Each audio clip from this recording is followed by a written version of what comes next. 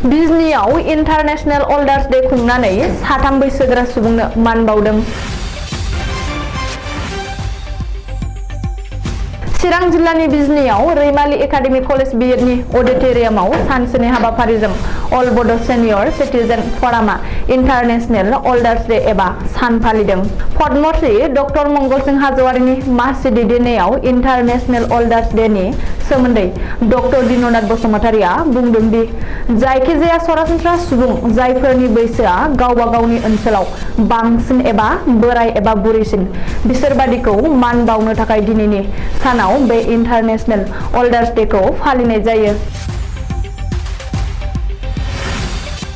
बे खाबुआवनो बिजनी ओनसोलनि 3 बैसोगोरा बोराय बुरैखौ मान बिलाइजों लोगोसे मान बावनाय जायो। बिसोरनि मुङा जादों फारियै बिजनी सातियानगुरि गामिनि मुर्सिमा अबायसो बसुमतारी 94 बोसोर, फानबारि ओनसोल बाथौपारा गामिनि मुर्सि खगेन्द्रनाथ बसुमतारी 92 बोसोर आरो बिजनी हायना नोगोरनि मुर्सि गौतम बसुमतारी 88 बोसोर। हाबाफारिखौ सिगां फुंनि समाव आलारि बाथि सावजेननानै आफादगिरि पद्मश्री डक्टर मंगलसिं हाज'वारिया आलारि बाथिखौ सावजेननानै जागायजेनो। जोबनायाव बयखौबो साबायखर बावनानै हाबाफारिखौ फोजोबो।